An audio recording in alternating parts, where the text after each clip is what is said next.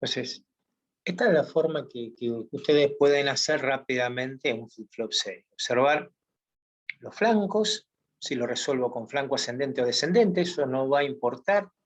Normalmente, con tal de que ustedes puedan hacer la secuencia, no va a haber drama. Lo que sí se van a tener que dar cuenta, principalmente, entonces, dónde asciende y dónde desciende. Y eso me voy a dar cuenta por las entradas. Y después, cómo está conectado. ¿Está? Si yo lo hiciera por el otro flanco, la cosa sería muy sencilla, ¿sí? Pues si lo hacemos por el otro flanco, la cosa va a cambiar un poquito, ¿sí? Porque si lo haces por el otro flanco, pensá que esto va a ser, ¿sí? Q sub 0, Q sub 1 y Q sub 2. Acá te va a quedar 0, 0, 0, ¿sí? Y bueno, y ahora hay que ver qué es lo que cambia. Bueno, acá el primero va a cambiar siempre. Dijimos porque Q sub 0 es donde entra. ¿Está bien? ¿Y qué va a pasar en Q sub 1? Y bueno, en Q sub 1 va a cambiar cuando ascienda. O sea que va a cambiar acá. Upa. Va a cambiar ahí. Acá no cambia. Queda como está. Acá cambia porque asciende. Acá no cambia. Acá cambia. Acá no cambia. Acá cambia porque asciende. Acá queda como está. ¿Sí? Y este otro, bueno, es similar. Porque este era descendente. Entonces, acá no cambia. Acá no cambia. Acá descendió. Acá cambia. Acá no cambia, acá no cambia, acá no cambia, acá sí desciende el anterior, por lo tanto cambia. Entonces, si vos te pones a mirar la secuencia que yo tendría acá, y la secuencia cambia porque al trabajarlo por flanco ascendente, y la cosa me cambia porque me cambia el número. 0 va a ser el 0, pero acá en vez de ser 3 va a ser 6, porque lo estoy leyendo al revés. Acá va a ser 2, acá va a ser 5, acá va a ser 1, acá va a ser 7, en ese no tenemos cambio, acá tenemos 3, acá tenemos 4 y acá volvemos a tener 0. Entonces la secuencia cambia de acuerdo a cómo vos lo trabajes, flanco ascendente o flanco descendente. Pero ¿qué es lo que nos importa a nosotros? Lo que nos importa a nosotros es lo que vos veas, que te des cuenta dónde cambia, ¿sí? Que vos te des cuenta dónde cambia. Si vos te das cuenta dónde cambia, listo, tenés resuelto el serie, ¿sí? Que es el más complejo. Después, por lo que vi, ustedes en la práctica lo tienen a través de un gráfico de sincronismo, ¿sí? Al tenerlo con un gráfico de sincronismo, ustedes lo pueden resolver de la misma manera.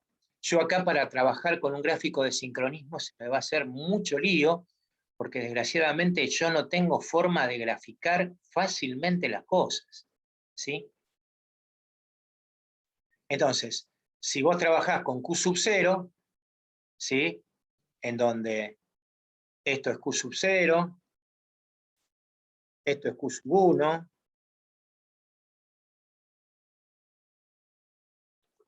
Hola, profe. hola, esto es Q sub 1, upa, me escribe, Q sub 1, y esto es Q sub 2, ¿sí? Yo lo que voy a tener acá es una serie de pulsos, ¿sí? Que como empiezan en 0, y ante el primer segundo esto va a subir, ¿sí? Primer pulso de reloj, ¿sí? Segundo pulso de reloj, tercer pulso de reloj, y así sucesivamente, ¿sí? Yo esto lo tendría que copiar, o sea, desgraciadamente acá no me deja muchas opciones, ¿no? Entonces, esto quedaría, sí, sinceramente, el dibujo queda horrible.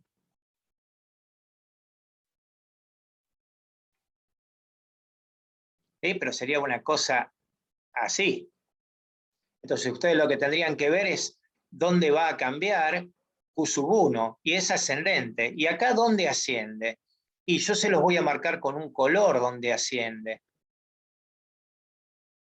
Y si yo me pongo a pensar, ¿asciende dónde? Asciende acá, asciende acá, asciende acá, asciende ahí y asciende ahí. Entonces, si ahí asciende, ¿qué va a pasar con este de acá abajo? Y va a pasar exactamente lo mismo. Va a venir en 0 hasta acá, donde va a cambiar, se va a mantener en 1 hasta dónde, y se va a mantener en 1 hasta acá, que es donde vuelve a cambiar, se va a mantener en 0 hasta dónde, hasta acá, que es donde va a cambiar, se va a mantener en 1 hasta acá, que es donde va a cambiar, y después se va a mantener en 0 hasta dónde, hasta aquí, que es donde va a volver a cambiar. Y este es descendente, y bueno, y si este es descendente, ¿qué va a pasar? Y bueno, se va a mantener en 0 hasta donde descienda. ¿Y el anterior a dónde desciende? Y desciende acá, desciende acá.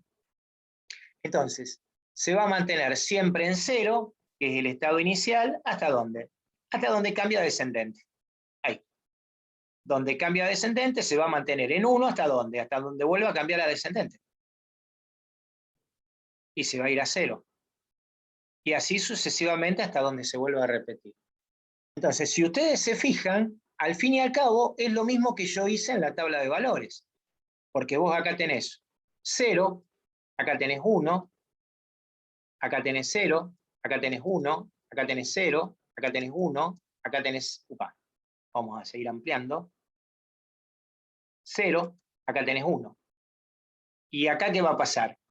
Y vos empezás con un 0, seguís con un 1, ¿sí? En el próximo pulso seguís con un 1, acá seguís con un 0, acá seguís con un 0, acá seguís con un 1, acá seguís con un 0, y acá seguís con un 0.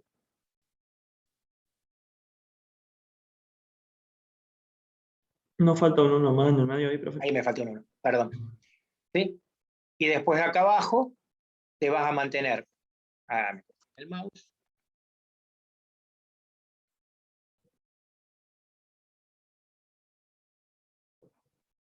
Ay, escape. Ahí está.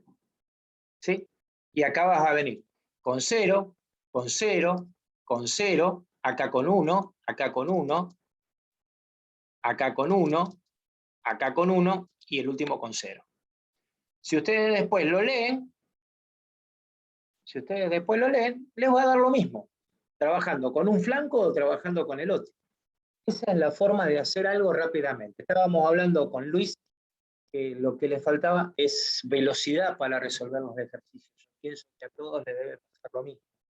Entonces le estaba explicando una metodología nueva, que a lo mejor no se la explicaron de esa manera, ¿sí? Se lo explicaron a lo mejor más electrónicamente, y yo como no soy electrónico lo expliqué en el lenguaje de método de resolución Mario de flip-flop rápido, ¿sí? De contadores rápidos en serie.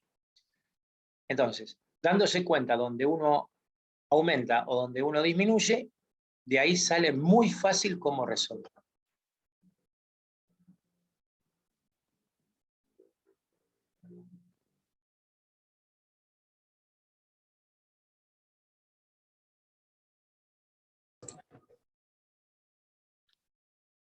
Bien, básicamente eso es lo que estábamos hablando con Don Luis, ¿sí? Cómo resolver un flip-flop en forma rápida, ¿sí?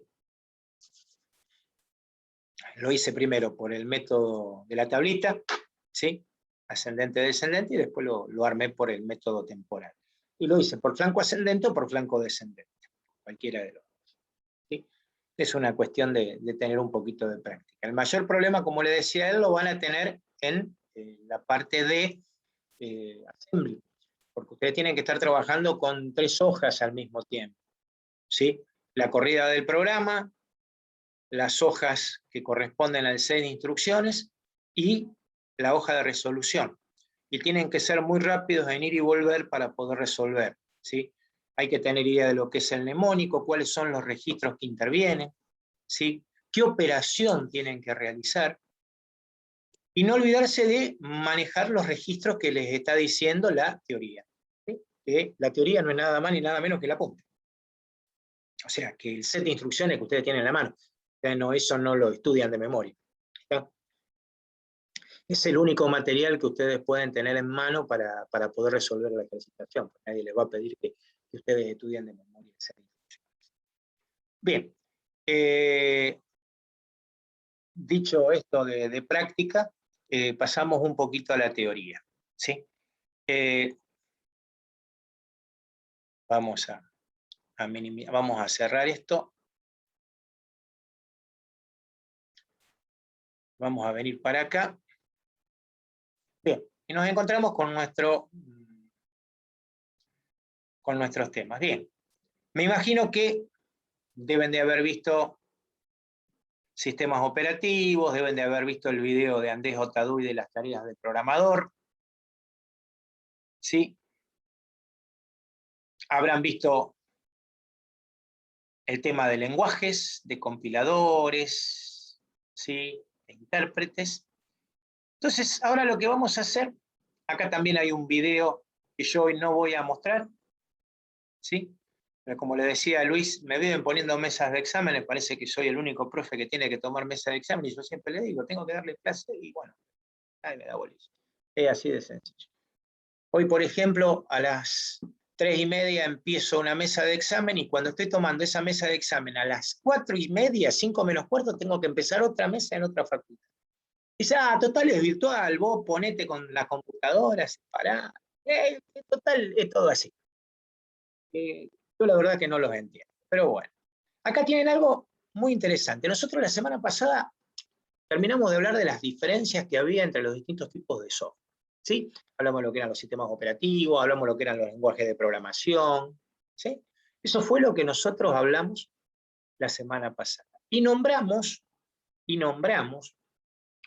que había otros software que eran los software de ambiente, los software de aplicación. ¿Sí? Entonces, vamos a trabajar un poquito con eso, para poder entender un poquito más. Y también no me quiero olvidar de todo lo que sean los software de gráficos, ¿sí? Que ahora vamos a mirar un poquito. Entonces, si hacen un ver acá, van a ver un video. Yo se los dejo que lo miren ustedes al video. ¿Sí? Yo hago acá descargar, voy a descargar un material, que creo que ya lo descargué ayer. A ver si es este. Sí, que está preparado por Daniela Díez, ¿sí? Que habla de software de ambiente y software de aplicación. ¿Sí? Bien, algo de esto nosotros ya hablamos, ¿sí? Porque dijimos que el software de ambiente se podía dividir en la medida y en estándar. ¿Está bien? Donde habíamos dicho que la medida era un software específico, ¿sí? Para un determinado usuario o grupo de usuarios, ¿sí? Y el otro era un software que venía igualito para todos. Yo había dado el ejemplo de Tango, software estándar, y un software, por ejemplo, de facturación específico para una empresa determinada. Ese fue el ejemplo que dimos. Y donde dimos el ejemplo, yo le dije, bueno, si ustedes hacen una ropa a medida, les va a salir más cara que una ropa en serie. Bueno, ahí también tienen la explicación de que el costo tiene el software, ¿sí? A medida es más caro de lo que es un software de aplicación, por supuesto. Si hay algo que se hace a medida, el otro es menos específico, los costos son diferentes. Además, este lo vendo 100 millones de veces, mientras que este lo vendo una sola vez. Entonces los costos van a ser totalmente diferentes. ¿Está bien? Bien. Software de ambiente. Entonces, nosotros estuvimos trabajando con los de aplicación. Vamos con los de ambiente. Ambiente, nosotros vamos a encontrar lo que nosotros le llamamos utilitarios. ¿Está bien? Utilitarios. Se llaman así porque le damos una utilidad a la máquina, a la herramienta. Acá vamos a encontrar los procesadores de texto, las planillas de cálculo, ¿sí? Los programas de presentaciones electrónicas, los graficadores, ¿sí? Vamos a encontrar también antivirus, los paquetes integrados, ¿sí? Un paquete integrado que ustedes conocen mucho es el Office, ¿tá? Se le llama paquete integrado porque no está compuesto por un solo programa, sino que hay varios programas utilitarios que componen esa suite. Actualmente la suite de Office se ha diversificado. Antiguamente había dos. Estaba el Office normal y el Office profesional. Actualmente tienen muchas versiones de software, muchas versiones, perdón, del paquete, con distintos costos, ¿sí? El básico creo que es el Student, creo que es el básico, el Family. Ahora se llama 365, ¿sí? Con todas sus herramientas. Y que es bastante carito, ¿sí? Porque a nosotros los argentinos, con el tema del impuesto país y todo lo demás, de 4.000 pesos que está la, ¿cómo es que se llama? La licencia anual para 3 máquinas, se les termina yendo a cerca de 9.000 pesos con todos los impuestos que tenemos, porque desgraciadamente Microsoft nos factura en dólares, eso es lo peor. ¿Sí? Y ustedes me dirán, y bueno, pero podés trabajar con LibreOffice. Y bueno, ese es otro paquete que hay. El gran problema del LibreOffice es que es incompatible hasta con la mamá que lo creó, desgraciadamente las empresas y todo lo que sea presentación de documentación, en el 95% de los lugares es en Word, ¿sí? Y nos encontramos con esa cosa. Y muchas veces no nos admiten un PDF, por ejemplo. ¿Está? Y el manejo que tiene Word con respecto a imágenes, tablas, e índices y todo lo demás, desgraciadamente no lo tiene ninguna de esas herramientas de software libre. Bien, bueno, acá explica lo que es un procesador de texto. El procesador de texto, volvemos a lo mismo, es un utilitario que convierte a la computadora en una máquina de escribir, ¿sí? Ustedes dirán, bueno, pero las máquinas de escribir, bueno, hay algunas máquinas de escribir, sobre todo las de última generación que han venido, parecen verdaderos procesadores de palabras porque cambian el tipo de fuente, guardan en memoria el texto y lo imprimen varias veces, ¿sí? Pero sigue siendo una máquina de escribir. Nosotros no le podemos insertar un gráfico, nada. Nosotros desde el procesador de texto podemos hacer un montón de cosas que con una máquina de escribir no se puede hacer. Bueno, los programas hojas de cálculo, ¿sí? El más conocido de todos es el Excel, pero tenemos todo lo que sea herramienta de LibreOffice, ¿sí? Tenemos las herramientas de cálculo Sheet, por ejemplo, de Google, ¿sí? En el Google Docs, que también tiene problemas de incompatibilidad entre las dos planillas de cálculo, ¿sí? Podemos también usar el Office en línea. Si ustedes tienen una cuenta de Outlook, ustedes pueden usar en la barra de herramientas del lado izquierdo superior, van a encontrar el acceso a todo Office. El problema es que es un Office muy limitado, ¿tá? Es como el Google Docs. El Google Docs, todo lo que sea documentos de Google, es muy limitado, ¿sí? Todo lo que sea manejo de imágenes, todo lo que sea manejo de índices, y bueno, eso se hace cuesta arriba, trabajando online. Pero bueno, a no tener nada, tenemos la posibilidad de poder trabajar. Bueno, programas de presentación y gestores gráficos, ¿sí? Acá nosotros vamos a encontrar que en la parte de gráficos nosotros vamos a encontrar 3 tipos, ¿sí? Gráficos en mapas de bits y gráficos vectoriales. No sé si saben cuál es la diferencia, me imagino que sí, porque alguno debe dibujar. ¿Saben la diferencia entre mapa de bit y gráficos vectoriales?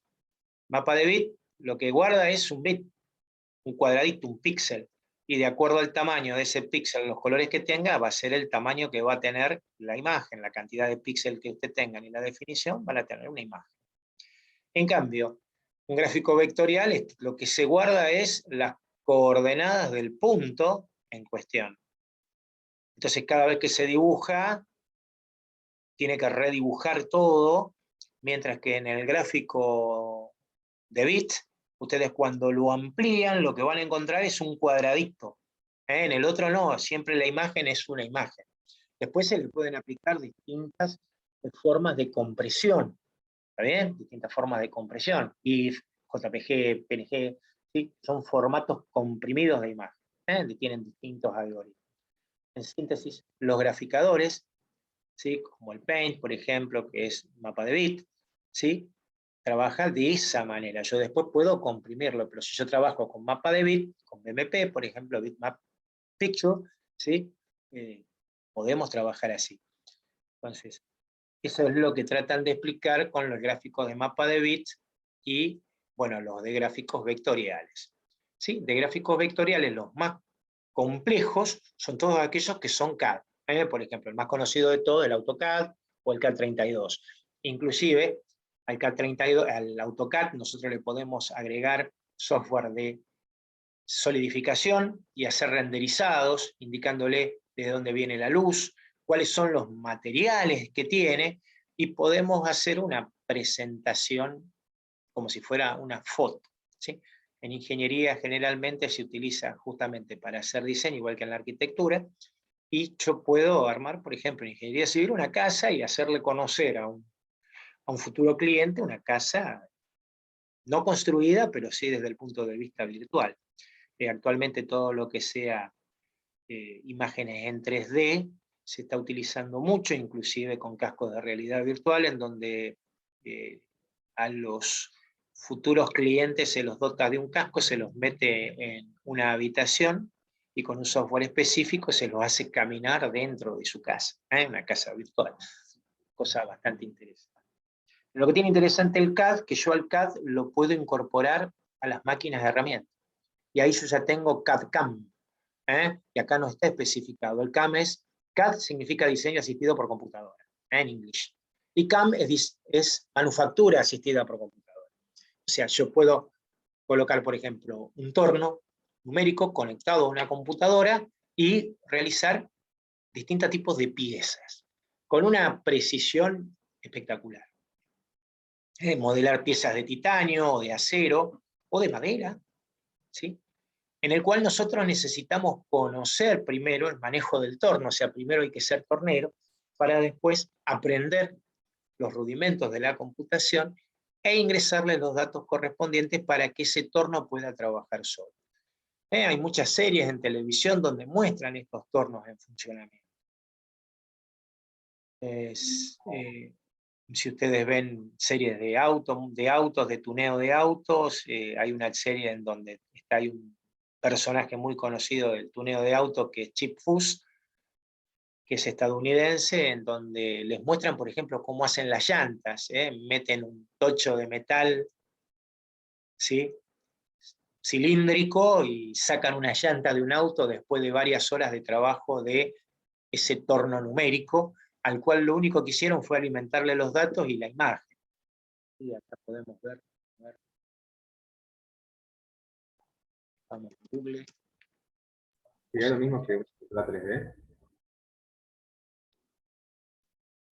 ¿Cómo? Perdón, no te escuché, discúlpame. Que si considera igual que una impresora 3D.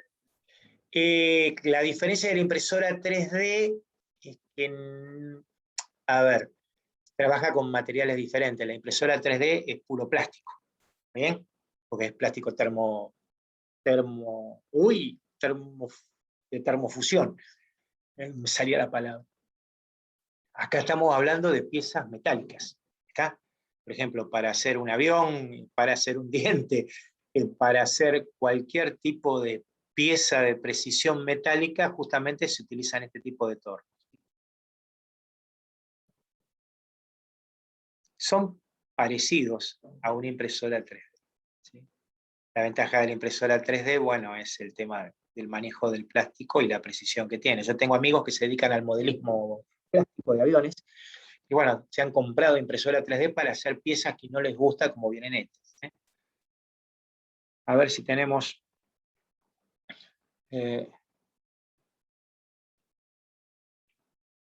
torneado, llanta, automóvil.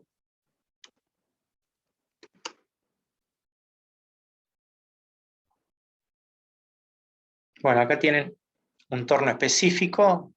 Por supuesto, acá lo que falta es el tocho de metal que era antes, y acá tienen las distintas brocas que tiene el torno, ¿sí? Y este es el producto final de la rueda, de la llanta terminada del auto. Del camión, en ese caso. Que es como se diseñan, ¿no?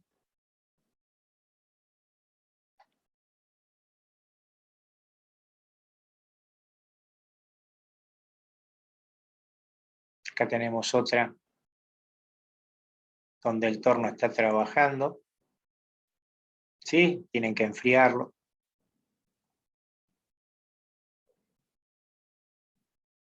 Esperen que estoy bajando la que no corresponde.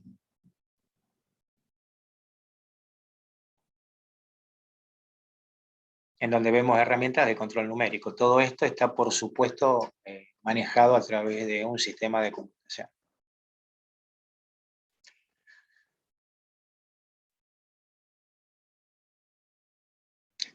Fíjense que hasta son parecidas a lo que ustedes conocen como impresoras 3D también, ¿no? Después tenemos, bueno, los más complejos, ¿sí? Máquinas mucho más importantes y, bueno, la forma de poder trabajar con su interfase de computadora. Bueno, esto ha traído varios problemas, como les comentaba ayer a los alumnos de la otra comisión, en donde se pensó que no se iba a necesitar más un tornero, porque ya con que supieran manejar la computadora bastaba y sobraba, y se dieron cuenta que actualmente no hay torneros. Y cuando ustedes vayan a ver torneros, lo que van a ver es gente grande que está trabajando. Y justamente manejando estos tornos son gente grande. Lo único que necesitaban era aprender computación, entonces, pero la habilidad de manejar un torno no lo tiene cualquier persona, ¿sí? O una fresadora no lo tiene cualquier persona. Es como pensar, yo les decía ayer a los alumnos, que si yo soy carpintero y tengo un hijo con una mujer, el hijo me va a salir carpintero. Lo que menos va a saber es agarrar una herramienta de carpintería, porque si no sería todo muy fácil. A ver, el presidente tuviera hijos, tendría hijos presidentes que serían todos presidentes, ¿no? Y eso sería es una utopía. Por eso yo siempre digo, cuando me hablan de nativos digitales, yo digo que es una mentira total, ¿sí? El nativo digital, yo trabajo todos los días con nativos digitales, no tienen la más remota idea de lo que es una computadora, ¿sí? Pues no tienen ni idea de cómo funciona.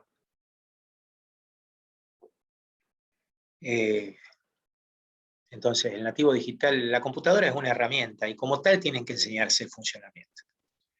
Yo les doy a ustedes un serrucho, o sea, siempre doy el mismo. A usted le doy un serrucho y le doy un pedazo de madera. Toma, corta. No, pero no un pedazo de maderita, un buen pedazo de madera. Y se les va, el serrucho se va a empachar y va a quedar ahí colgando. Y el serrucho hay que saberlo usar. Hay que saberle dar el ángulo, hay que saberle darle la fuerza, y eso es como cuando uno aprende a manejar con embrague, ¿no? Es muy fácil decir, vos vas soltando despacito el embrague y vas apretando el acelerador. Eso es fácil decirlo, ¿no? Después tenés que hacerlo. Y después tenés que ver las particularidades que tiene ese auto con ese embrague y con ese auto, porque no es lo mismo manejar un auto con un embrague gastado que manejar un auto con un embrague nuevo. ¿Sí? O sea, todo es muy fácil en la teoría. Uno cuando tiene que hacer la práctica y viene el tema. Siempre digo lo mismo. Nativo digital, entre comillas. Sí, nacieron con la computadora, pero de ahí a que la sepan usar correctamente, es muy difícil. ¿Sí? Volvemos a lo mismo. Si fuera así, nosotros aprenderíamos a usar los cubiertos en la panza de la madre, y realmente cuando salen te tienen que enseñar a usar el tenedor y de cuchillo, o la cuchara. ¿Está? Entonces, bueno, pasar por ahí. Pero bueno, esto es CAD-CAM. Entonces, computadora ayudando a la herramienta. A través de una herramienta de CAD, nosotros ponemos el diseño, por ejemplo, de una llanta, le pasamos ese diseño al torno, le colocamos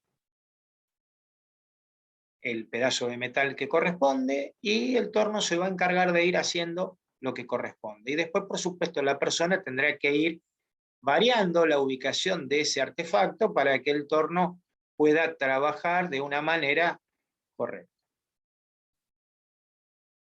Bien, seguimos. Bien, sistema de gestores de base de datos. Los sistemas de gestión de base de datos son muy interesantes, porque son con los cuales nosotros vamos a manipular datos. ¿Está bien? Y los podremos llegar a convertir en información, por supuesto.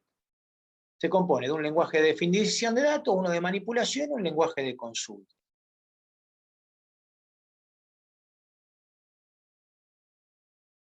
Y permite definir los datos, mantener la integridad de los datos y la seguridad de los datos, que es muy importante. ¿Saben lo que significa integridad en computación? Que no se pierda o se alteren los datos, no sé. Más o menos. O sea, el tema es el siguiente. La integridad significa que el dato sea veraz. Por ejemplo, yo tengo que evitar que haya dos registros iguales. Por ejemplo, vamos a suponer que tenemos cliente y tenemos dos Marios Ovaldo Bresano, y son el mismo cliente. ¿Está bien?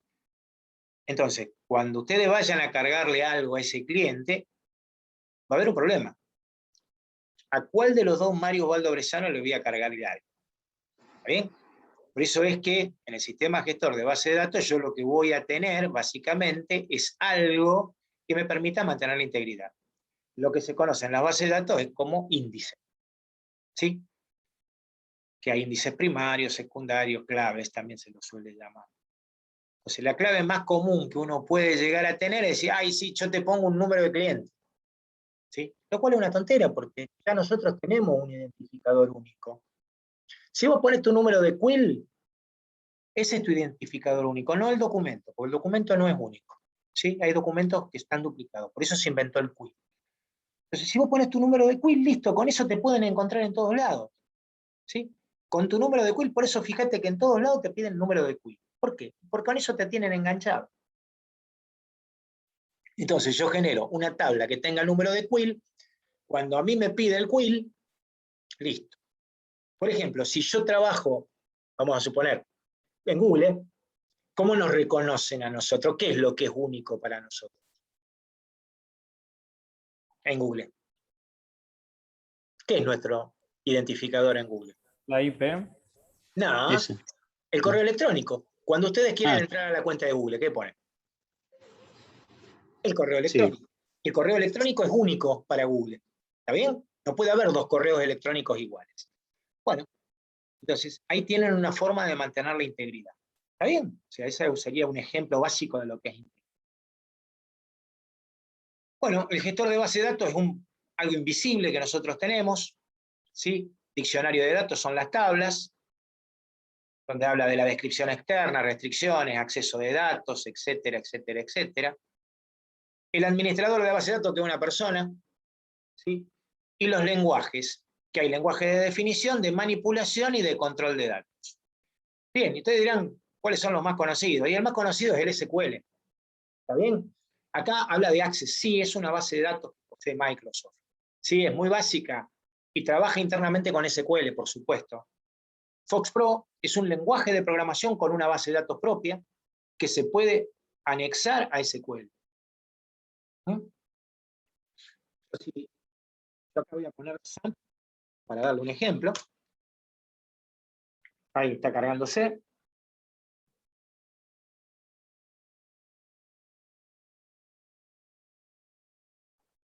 Ahí estamos.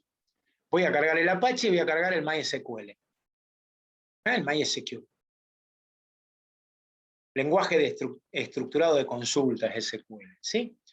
Entonces, esto tiene un lenguaje que me va a permitir acceder. Lo que ustedes van a ver es la tabla. Van a ver tablas. ¿Sí? Acá tenemos bases de datos. Por ejemplo, la base de datos de agenda con una tabla que se llama usuario. Esa tabla usuario posee 4 campos. ID, esto es de prueba nada más, que la hice ayer, nombre, apellido, teléfono. ¿Sí? Ustedes piensan en una base de datos, una guía telefónica. ¿Qué guarda la guía telefónica?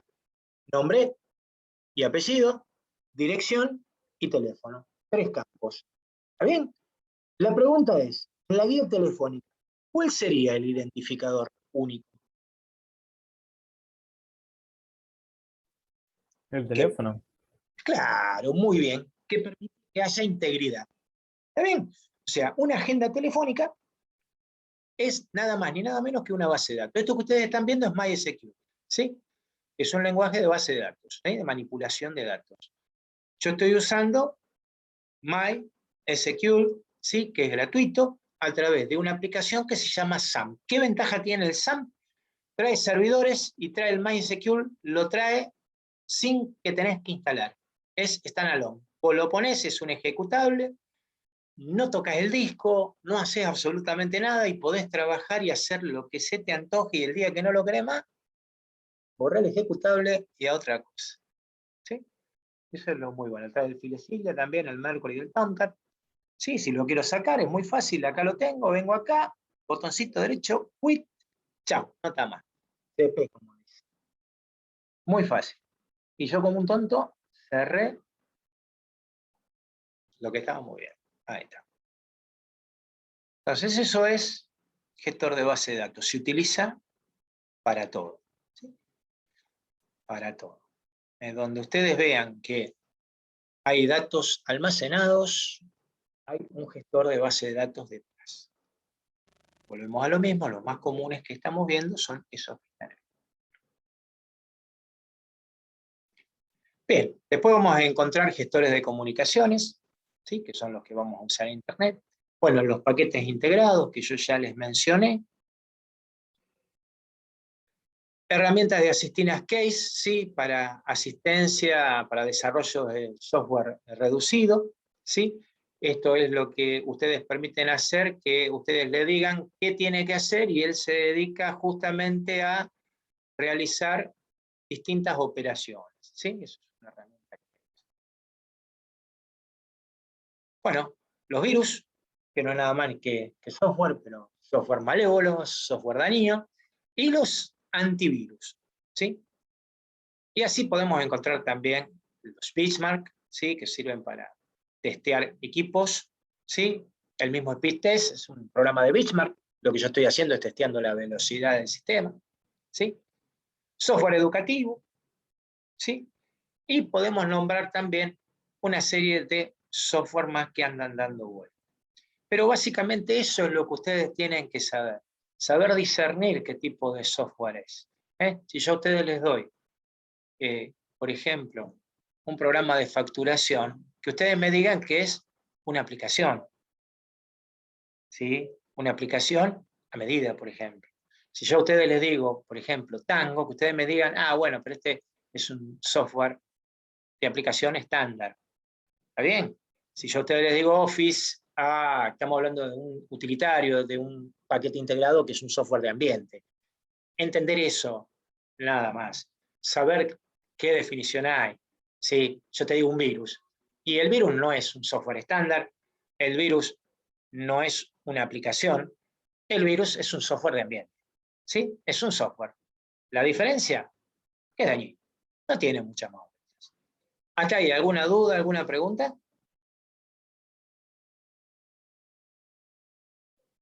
No, profe.